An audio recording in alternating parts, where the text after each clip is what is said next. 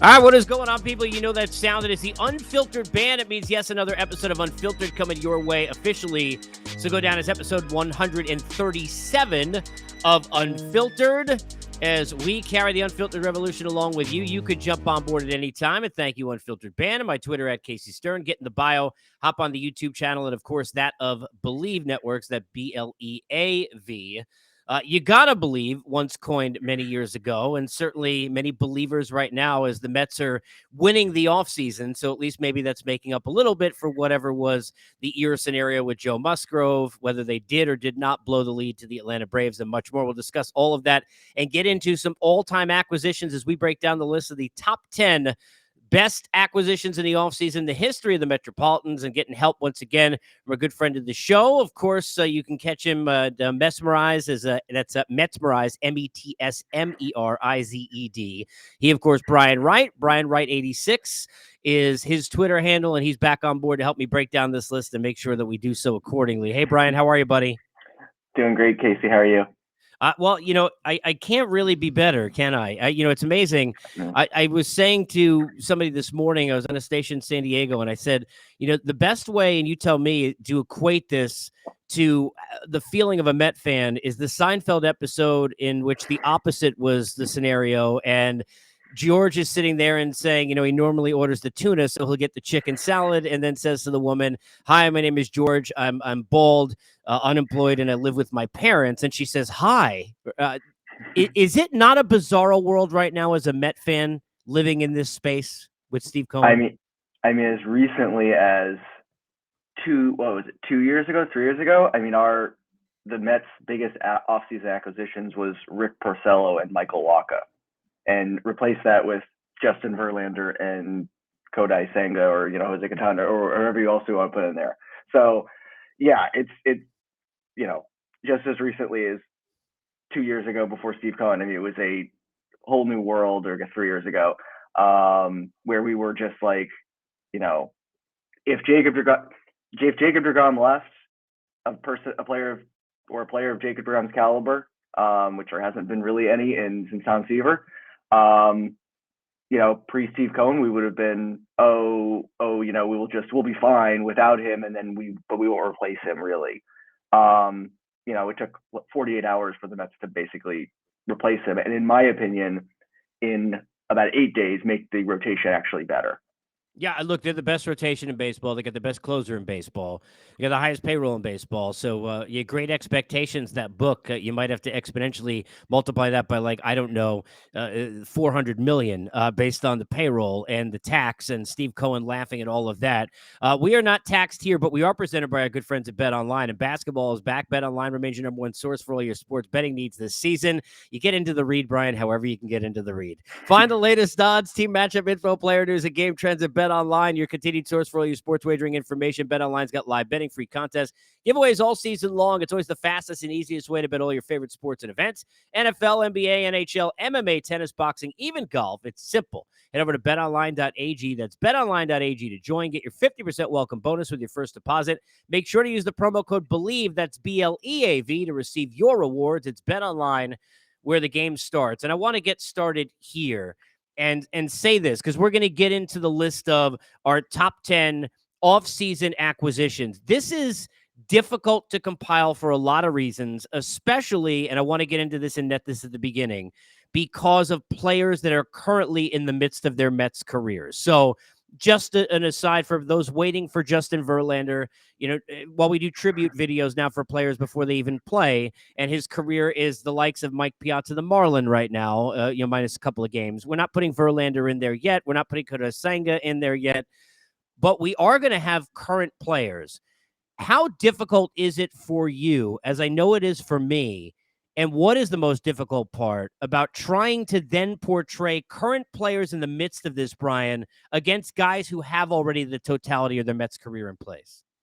Yeah, as you said, it's really challenging, but it's worth noting, and I think look, the Mets have not had a lot of great offseason acquisitions in this, in the period of free agency, which is, stretches back almost 50 years. So it's hard to like put him in there, but at the same time, you kind of have to.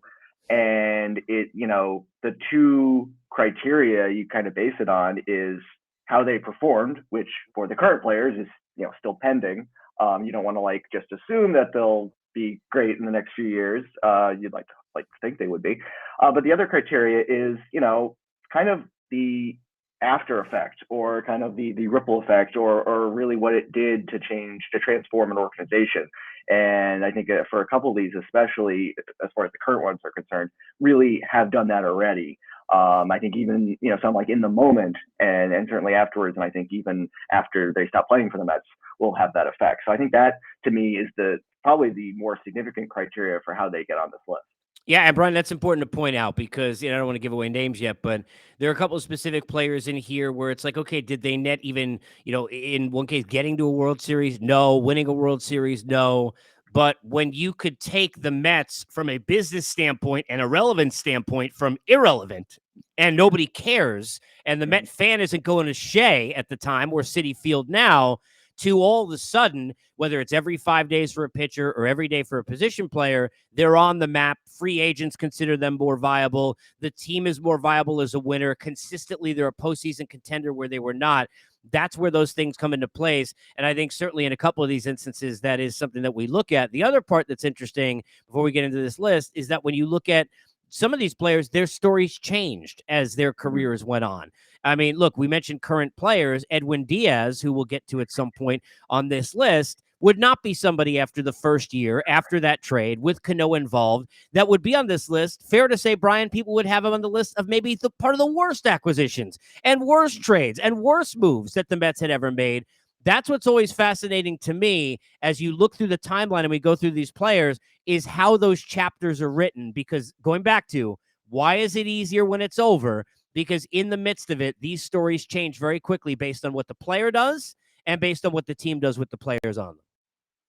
Oh yeah, absolutely. I mean, we'll get into Edwin Diaz, but I mean, no one can say that their thoughts about Edwin Diaz did not change over the last 3 years.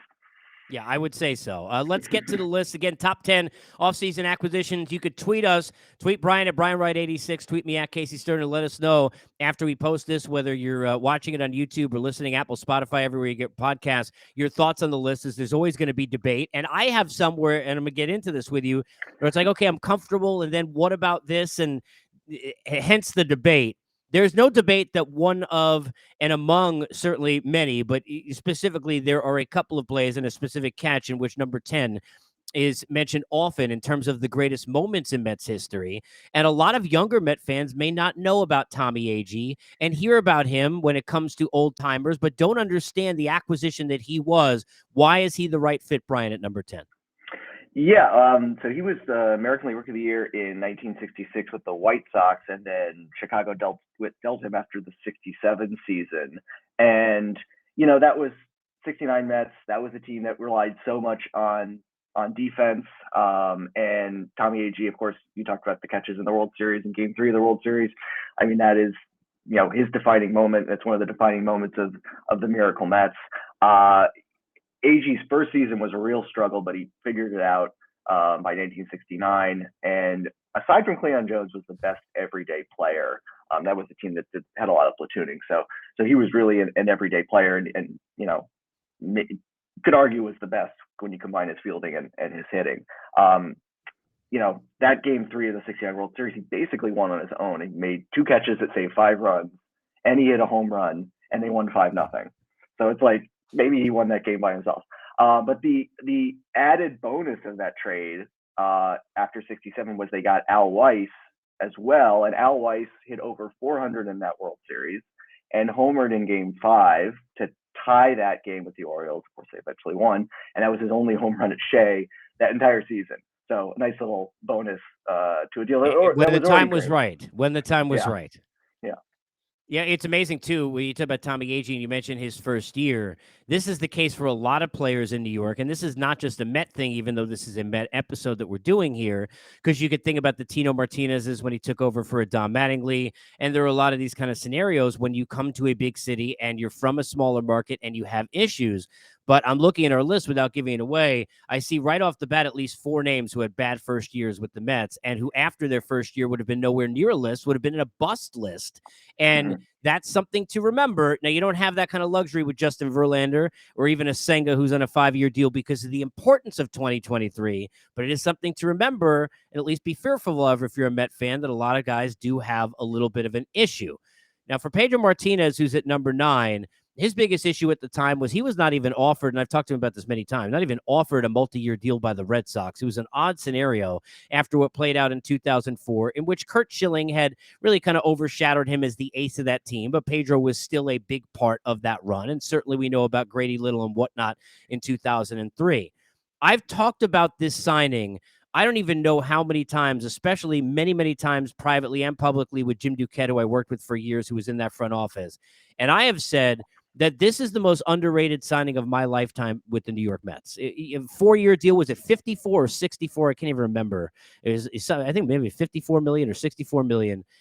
The amount of money, Brian, that they made from Pedro Martinez in terms of what he did bringing people back into the building, not only every 5 days, but the attention that he grabbed and giving them a franchise face, the fact that Carlos Beltran and others are never on this team, not even talking to this team about deals without Pedro Martinez. How underrated do you think it is, the time period and the tenure of Pedro Martinez with the Mets? I think it's underrated, and to pull back the curtain, we even talked about this offline. And I would have be totally happy to move this up on the list. So like 9, it's kind of fluid, but I mean this is really an underrated deal, and it's more about what the effect of his signing was as opposed to what he did for the Mets. He was this might sound familiar, 3-time Cy Young winner who's on the back end of his career that the Mets bring in for the sake of what could be, happening later on in terms of other signings, and more so for Pedro, as you said, like ticket sales and people, actually wanting to come to Shea Stadium after 3 pretty miserable seasons, 02 through 04. As we found out, Pedro basically had one really good year left, and 2005 was a really good year. Yeah, he's very good. Very good. Yeah, and 2006, he was not the same, got hurt, missed the playoffs. Who knows what Pedro Martinez in the postseason would have done for the Mets. It's hard for me to even think about that.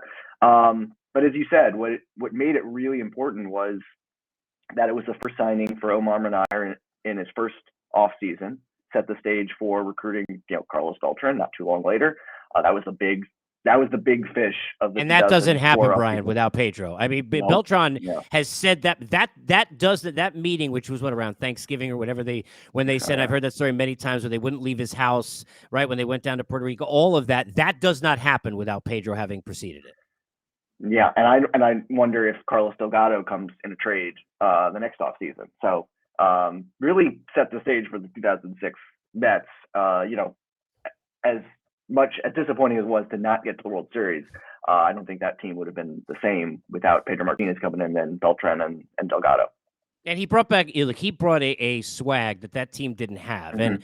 And, in when I think of moves in, and I'm in my mid-40s, but in my lifetime as a Met fan that have, because look, even, I don't want to give away some of the names, but if anybody doesn't think we have Gary Carter on this list, really, you're not a Met fan, which is okay. We're happy to have you watch the show and listen to it, but you're just not. But there were certain moves that were made, like with the kid, when they were already a presence and you could already feel the team, and that was a huge push me over.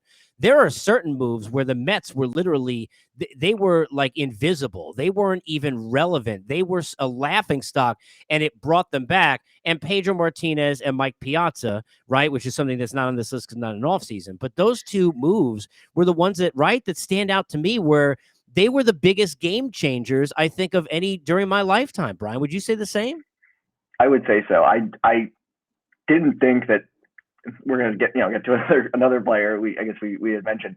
I didn't think the Mets were capable of getting someone like Pedro Martinez, even though his best years are behind him. I'm like, Pedro Martinez, that'll never happen, and then he'll never take their money. Yeah.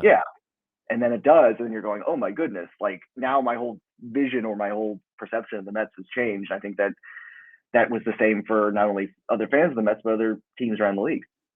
When our number 8, Edwin Diaz, came to the Mets, This was a situation where he had already put together 50 save season, already been as good a closer as you could be, and we thought put up unbelievable strikeout numbers because we didn't know the historic season he just had was possible, and had done all these things. But this was about taking Robinson Cano and Robinson Cano's money, and then Edwin Diaz was kind of on the other side of that. And when Cano went south, and that became a disaster, and Edwin Diaz was hitting batters, couldn't find the fastball, slider happy, all the issues he's on that first year, and looked afraid coming from Seattle.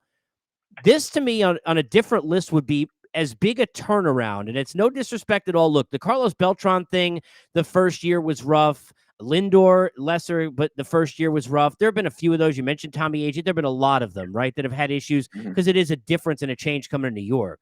But I think this is the greatest turnaround we've ever experienced in terms of what he was looked at the end of that first year and what he's looked at now. Because when he just signed that 5-year deal, which for a closer is crazy money, and the Mets had to do it, and they gave him a 4th and 5th year, Brian, that the Mets don't want to give, but they had to do. I don't think I saw one Met fan have a problem with it. Can you imagine going back in the DeLorean and telling Edwin Diaz's fans, Met fans, during that first season that, hey, don't worry, you're going to give him $100 million over 5 years and you're all going to love it? You would have thought I was certifiably nuts. Exactly. I mean, I would have said, how is that even remotely possible?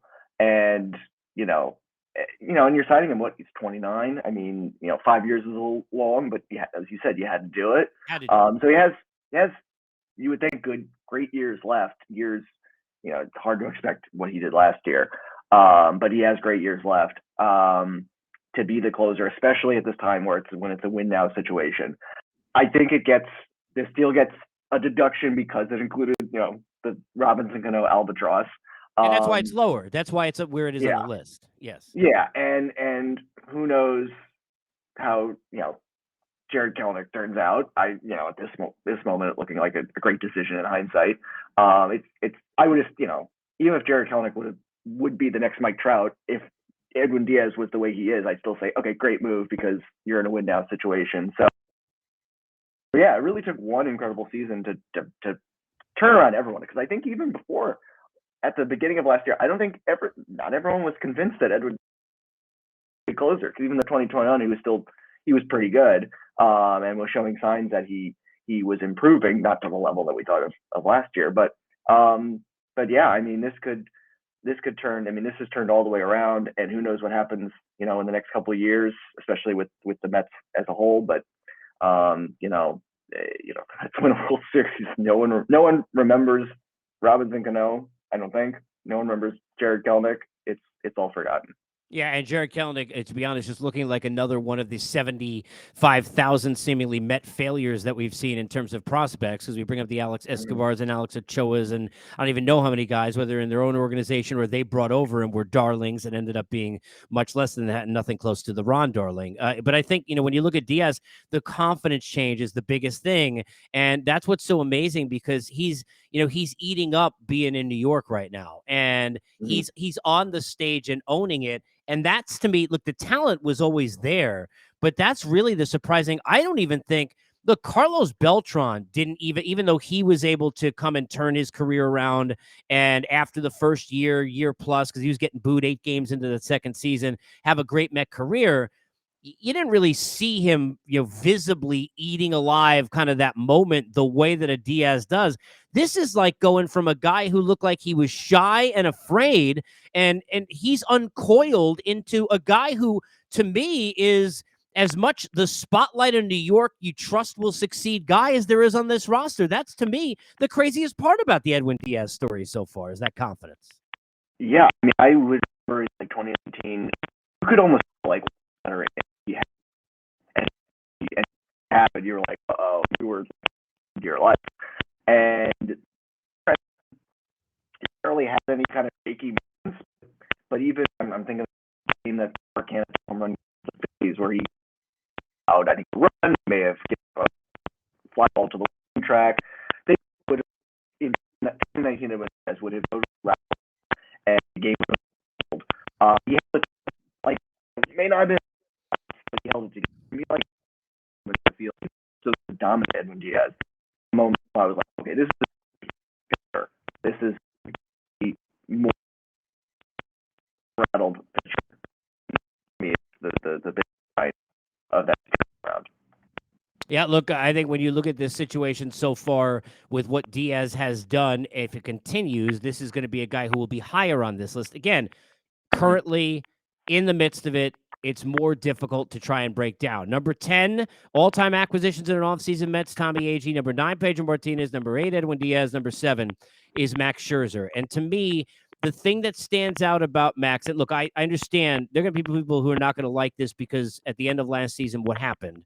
What happened against Atlanta? What happened against San Diego? And because part of this is going to be, hey, look at that money.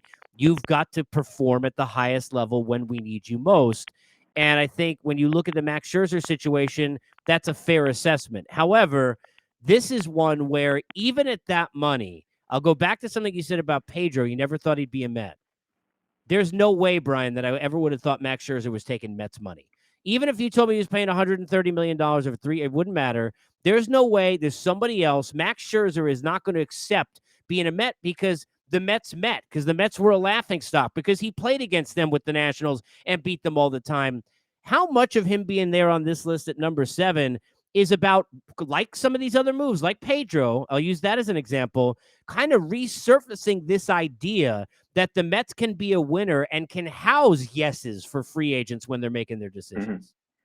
I mean, this has a lot to do with that. I mean, as you said, it's funny. Like I could remember it was like the weekend after Thanksgiving, like maybe the Saturday. It was like, oh, Max Scherzer might consider the Mets, and you're like, okay, that's not happening. I mean, I remember saying like out loud, that's not happening. How is that going to happen? And about 48 hours later, he's a Met. And I'm like, I don't know how that happened. Like, how did that change? And it really changed you had to like realign your compass if you're a fan. Like, wait, we can do this now? Oh my goodness! And it really has opened up, I think, the possibilities within reason. I mean, you don't think by every player, but now you can go after the biggest names in the free agent pool. So I think we'll look back at this as a landmark moment especially in the Steve Cohen era, just like in completely changing the attitude and the perception of the team. And look, Max Scherzer provided that attitude and leadership. Completely different clubhouse than it was in 2021. Yeah, the season did not end well. I mean, you pay him money to pitch in big games, and the games he did not pitch well. It's still remains to be seen. 2 years left on the contract. Obviously a World Series just probably shoot this right to the top. But for what it does, not only in the next couple of years, not only this year with Verlander, but the next few years and beyond, I think it's just really set the tone for the Mets as free agent players for years to come. Yeah, there's no Verlander if Scherzer's not on this team. And they're not changing the culture with Buck alone. And no offense to Mark Canha, but Scherzer a huge part of that. And, he made everyone believe because of how much everybody recognizes, look, and it is money and the Scott Boras and all of that, but Max Scherzer wants to win. And when a guy who is destined to basically every year be mad at himself if he gives up even a run, that's how much of a guy he wants to just win it all. When he says that's a team that can do this, that is something that made a statement, I think, to everybody. And one of the big reasons why Max Scherzer is at number 7. So you got Agee at 10, Pedro at 9, Edwin Sugar Diaz at 8, Max at 7. And here's Johan Santana at number 6. And this is one that I kind of put a spotlight on to get into today. That it's difficult to read. Is this the right spot? And I'm okay with it at 6. Should he be behind a couple of other guys? People look at, because there's a number of things with Johan. Number one, he's criminally underrated for what he did in his career because of what happened with the shoulder and what happened with his injury. And that goes for not only him as a Met, but him as a Twin. I mean, even more so as a Twin, because when he was with the Twins, I mean, he was the best pitcher in the sport. Nobody was paying attention to him because he was in Minnesota. He was not at that level necessarily with the Mets. But you look at his numbers and what he did, and again, a guy who was a game changer when he came in terms of making the big signing. He was the top guy who was out there in the market when they signed him. I think it was $137 million maybe.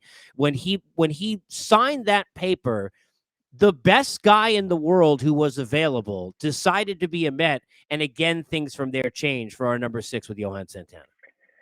And it wasn't the same like that. It wasn't like Pedro, where it was like 3 years of being a laughing stock, like an almost a last place team or a last place team, and this kind of and changing everything. It was coming off 2007, the collapse. So they needed some kind of cleanser, in a sense. Like Verlander and Senga just were for this offseason, right? Yeah, something like that. Yeah, pretty much. Oh, I forgot about how the last season ended temporarily. So yeah, the Mets need to make some big move, and this was the biggest. And I think if I remember, it was a trade. It was Carlos Gomez. I think went to, among others, went to Minnesota. I think they required a contract extension on top of that. And I think they made that happen. I think it was 137 million. Yes. Yeah. So yeah, and I think he gets. Everyone remembers the no hitter, so it's not like people forget Santana. But I think he was underrated because he was, aside from 2008, he was rarely, if ever, healthy, or he just had a bad team behind him. And 2000, that no hitter in 2012 was one of his last healthy starts. Who knows if he got pushed too long? That'll be debated forever. And then some people think he didn't satisfy expectations, but that's again product of poor health. His shoulder. He wasn't playing on a good team after 2008. 2008, when he did have a good team and when he was pretty much healthy, he was a Cy Young contender. Had that phenomenal start, if you remember, on a bad knee, game 161. They had to win in order to stay in the division race with the Phillies. Pitched a complete game, second to last game at Shea Stadium. That's the game. I honestly, I was a no-hitter. That's really the game I remember for Johan Santana, where he wanted the ball and he pitched like the great pitcher he was in Minnesota. So it didn't go as planned, but it was better than I think most fans give him credit for. When you win a World Series, you are always going to be remembered, and the teams and the players are, immortalized forever. That's just the way that it is. But even within those teams, there are kind of not forgotten, but these underrated players that seemingly don't get discussed enough when you have stars. So when you talk about the 86 Mets and you think about all that could have or might have been, you still talk about Keith Hernandez and Darryl Strawberry and Dwight Gooden and Ron Darling and even Lenny Dykstra because of the presence that he had, and Mookie Wilson because of the play with the Bill Buckner and a million other things. And then our number 5 at Bobby Ojeda kind of gets mentioned. And you remember, oh yeah, those starts in that postseason run. Oh, yeah, how consistent he was during the course of that year, where people don't realize and go back to the numbers of what he did after he came on. And then as he continued on, because, look, we all know what didn't happen in 88 and so on and so forth. But when people think about Ron Darling and Dwight Gooden, they kind of almost go to Sid and think about, honestly, like when they think about underrated. And in the Swiss cheese there somewhere is a Bobby O, who we've got at number 5 in terms of all-time offseason acquisitions for the Mets.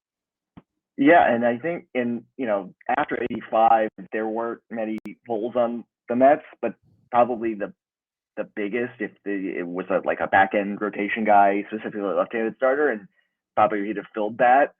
They got him from the Red Sox. So not only was he not a back end rotation, he was top of the rotation. Arguably the best pitcher on that team with Darling, Fernandez, and Dwight Gooden.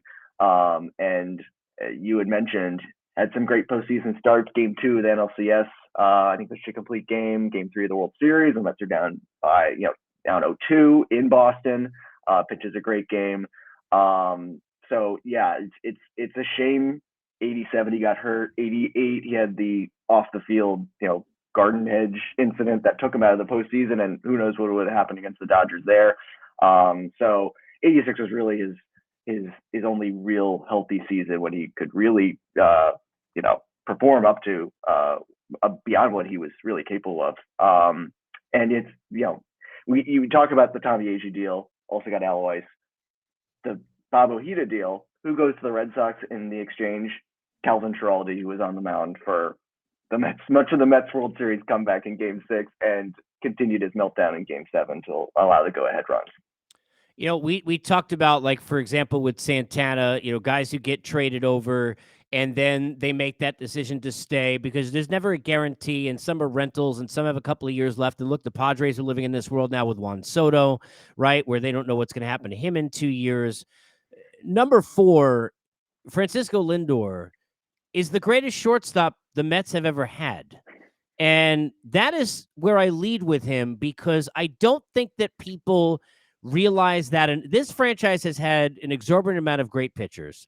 This franchise has had catchers for sure, and we discussed them when we got into our list last time. With Carter and Piazza certainly at the forefront of that, but they've had others, right? That get forgotten.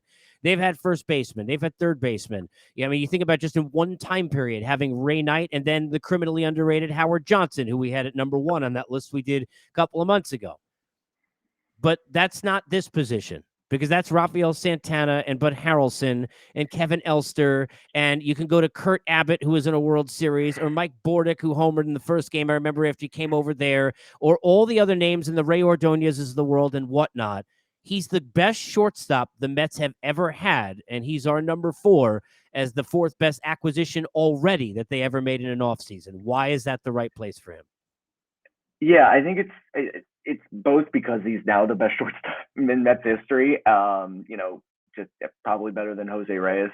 The first landmark deal of the Steve Cohen era, when Steve Cohen really took over, did not have a lot of time to make the kind of moves that he's making now. So the kind of this first landmark deal was this trade with Cleveland. It really worked out for both sides if you think about it, with Rosario and Jimenez going to a playoff team in Cleveland. The Mets getting not only Lindor but also Carlos Carrasco. Lindor's first season, we had talked about first seasons in New York. They sometimes don't go as well as you plan, and Lindor's is no different. But I think back to that season when he got hurt in July. And I know DeGrom also went down around the same time. But when and by July, he was playing pretty well. The time that he missed was the time that the Mets season just completely went downhill. I don't think that was a coincidence. Him being on the field every day was very important. And then last season, I think he was the most valuable Met, more so than Pete Alonso. Should have been a Gold Glove candidate too. Yeah, that's short a year ago. Yeah, I think when you take into account Lindor's offense, his defense up the middle, like you said, Gold Glove should have been Gold Glove, and his leadership. I think he's the most important Met, and as far as everyday players going forward, it was a precursor to Scherzer, but it was also a signal that they would be players for big names. It was a trade, so it's not the same thing as getting a free agent. But also the fact that they had to extend him to that mega deal, the Mets hadn't handed out many 10-year deals, I don't think, and maybe not any, if I recall. I don't think any. Yeah, I think that was the first. So I think it'll ultimately be a positive. I don't like to make, rank stuff in just like thinking ahead, but Lindor is a long-term, fixture on the Mets, and I think there'll be more postseason runs with him on board. So that's why I have him this high. You got to give him a lot of credit because I thought in year 1, what really surprised me more than anything else, and in covering it for years and knowing people and a lot of people around where Tito was in Cleveland, his leadership skills seemed to diminish when he came to the Mets. He was affected by a lot of his struggles. The situation with Javi Baez and getting those two together was not a good one. You had the McNeil situation with the raccoon, where clearly, Francisco Lindor was, giving McNeil a lot of crap. And, Jeff rubs a lot of guys the wrong way, but Lindor was handling it publicly in a way you shouldn't. And doing all the things that were kind of the antithesis of what you had heard from how he was every day in Cleveland. I think he put the onus on himself and really went into the offseason and handled himself right. I do think it helped that Max Scherzer took some pressure off of him, having to feel like the only guy leading the team. Buck Showalter took pressure on him because there was a leader in place, right? So he didn't have to feel all of that pressure. But I give him a lot of credit, and I'm with you on Lindor. And again, you look at the money that just got handed out to Bogarts and to Trey Turner and the importance of the shortstop position. That's your captain. You don't need the C to be there on the field. And that's the guy who plays every day. And that's who he is for the Mets. Number 10, Tommy Agee. Number 9, Pedro. 8, Edwin Diaz. 7, Max Scherzer. 6, Yohan Santana. 5, Bobby O.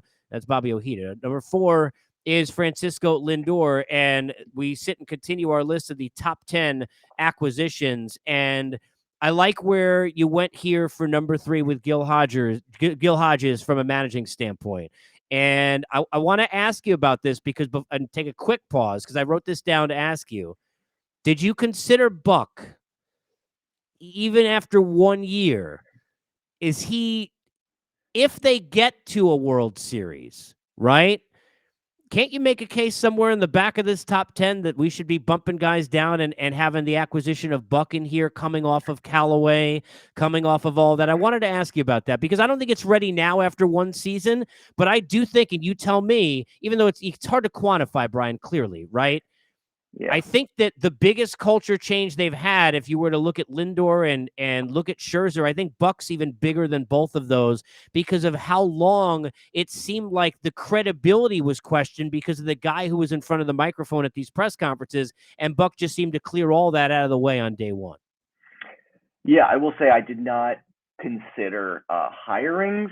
This is maybe we're just parsing Sure, words. yeah, I'm just asking. Yeah, I'm just asking. Yeah, no, it's a great point because, like, in the terms of Gil Hodges, that was a trade to hire, right. I guess you could say. Right, so yes, kind of a yeah, weird. yeah. But no, I mean, but you talk about Buck Showalter changing kind of the culture. I mean, after what they had, Luis Rojas is a great guy, but was just not ready to be a manager, which kind of put it in a difficult situation.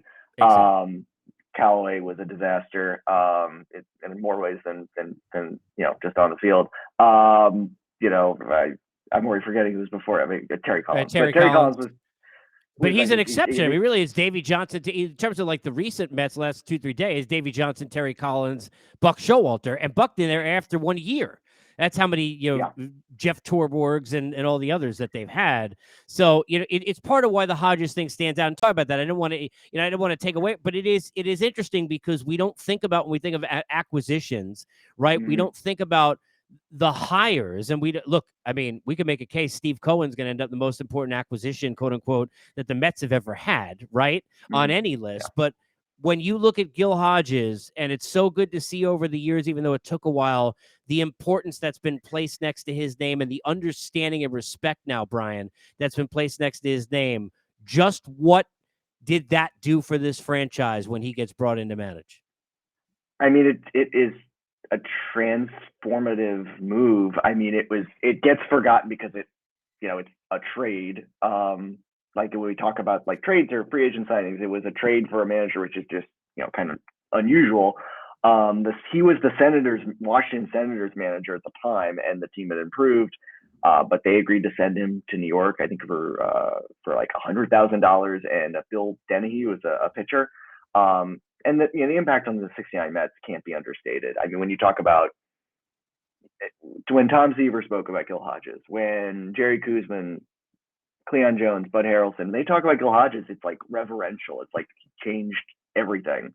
It had an effect on. I mean, it had an effect on Tom Seaver. I mean, even like when his Hall of Fame speech mentioned how important he was. So him coming to the Mets is right up there alongside Tom Seaver's arrival in 1967, and just a turning point from the team being a laughingstock to the team being respected, and of course a world champion in 1969. And it's unfortunate because who knows what could have happened.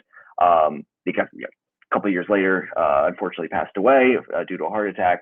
So who knows what it could have led to later on. But at least for 69, really the Mets could not have won with any other manager than Gil Hodges in 1969. It changed the way everything was handled, changed the way everything looked in the franchise. And there are certain coaches and managers who do that for franchises. And it's almost a before and after picture when you look in the lore of what that franchise is. Gil Hodges fits in that at number 3. Number 2 is a guy we had at the top of our list the last time, right under, I think we had him at, do we have him at 2 or I think right under Hojo, right? Yeah. Right. When you think about still somehow underrated, yet not to you and I. So here we go, staying consistent, because here at number 2 is Carlos Beltran, who, this doesn't happen without the Pedro move at number 9, which we have, which is why that's on this list and could even be higher. Carlos Beltran was in a situation where he was coming off the 8 home runs in the postseason in Houston. The time before that, before he was traded, was in Kansas City. those changes from 6 beat reporters to 6 in your face, and then the other 6,000 that seemingly are waiting behind, it netted a pretty bad first year for Carlos Beltran. And I remember even 8 games into year 2, he was getting booed at home, and you wondered, is this ever going to change? A lot of people remember the at-bat against Adam Wainwright. Nobody was going to hit that pitch. Should he have swung? They don't think about, and Cliffy will be the first to tell you his at-bat before that, or any of the ones where, by the way, after, the situation with Endy and the catch, bottom of that inning, Valentin and Endy Chavez had chances to drive in runs, and they don't do it. But everybody remembers nothing except just 2 things: Aaron Heilman and Yadier Molina, and the fact that Carlos Beltran didn't swing. Aaron Heilman not on this list. Carlos Beltran is. Why does he belong here at number 2? First of all, you gave me flashbacks to 2006. I'm a little bit troubled. Oh, I remember. Can you tell I remember it like it's yesterday? Yeah. I remember you were saying, like, after the Endy catch, oh God, the bottom of the inning, they should have scored. I forget they had. That was it. Endy would have been, from the strength to be here, yeah. Endy Chavez would have been like the most remembered Met in the history of all time for people our age, because he had a chance to drive in a run in the bottom of the inning in which he had made that catch. And people forget that. And they stranded 2 runners and it didn't happen. And here we are now all these years later. All right, go ahead on Beltran. Okay. All right. Therapy session's over.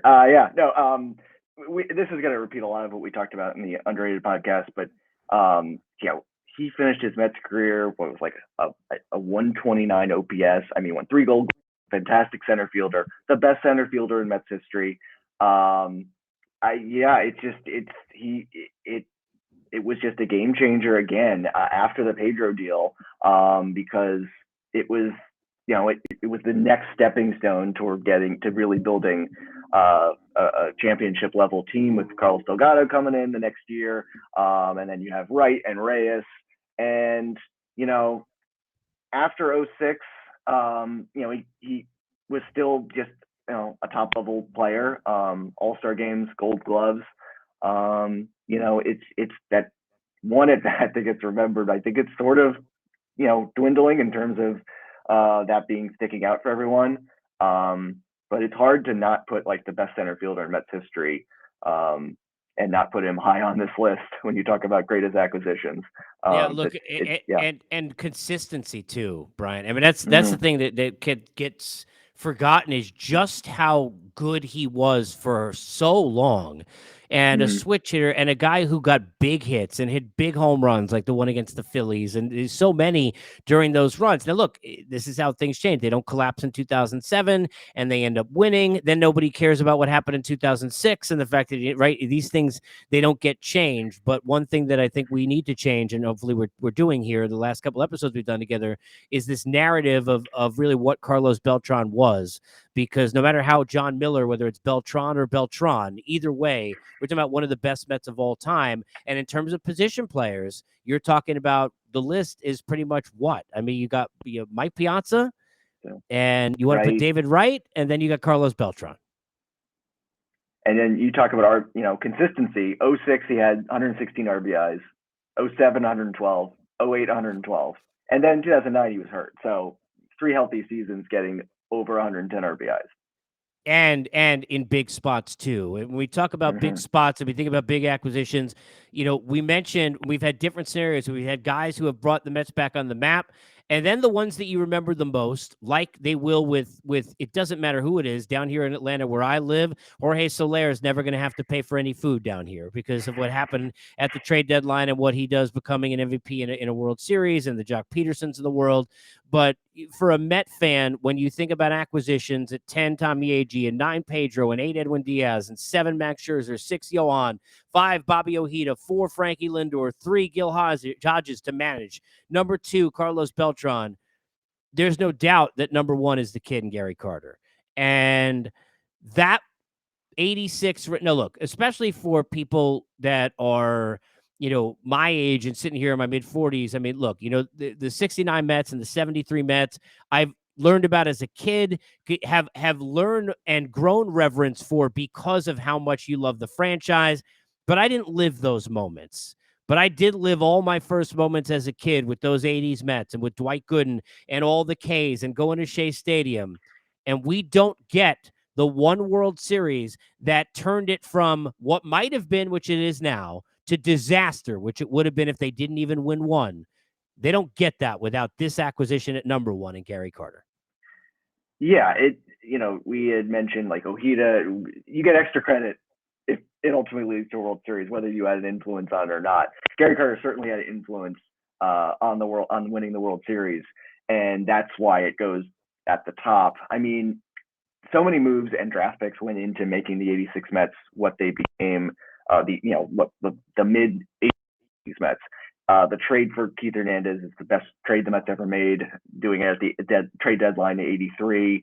But Carter's what really put it over the top. I mean, that was the glaring need after '84 was a catcher who could, hit, decently. And they didn't have that. And then when they got Gary Carter from the Expos, they went from having no real good catcher to having the best catcher. Not only was he a fantastic hitter, but he was, a pitch caller, and he managed that young pitching staff with Gooden, with Darling, with Fernandez exceptionally well. '85 was tremendous. Was exceptionally hot in September, but they ultimately came up short of the Cardinals. '86 was really his last great year, but it ended the way everyone hoped it would. So when you look back, despite getting just 2 great years out of Carter, I mean, I know he was an all-star in '87, '88, but those were just kind of, to me, ceremonial. Really getting 2 great years of Carter, it was definitely worth it because, the result matched what the intent of the trade was. This move does not get made, that team doesn't win. And if that team doesn't win, we don't have '86 to fall back on. It's not, hey, it should have been a dynasty. Nobody cares how the bad guys won if they didn't win. Then they just would have been, oh, remember those guys. And that's how quickly things change. And it's why when you get to those moments, the teams who are able to finish it off, they have those special memories like we have with '86 and with Gary Carter at the top of this list. Brian, always a blast, man. I appreciate this. Everybody give Brian a follow at Brian Wright 86. We'll do this again as we go on throughout the offseason, man. Always fun to get together. Yep, always great, Casey. Thanks so much. For all of you, stay on board the Unfiltered Revolution. Let us know what you think of the list and tweet us at Casey Stern, at Brian Wright 86, and get with us along the way. As always, here on Unfiltered, we are presented by our good friends at Bet Online.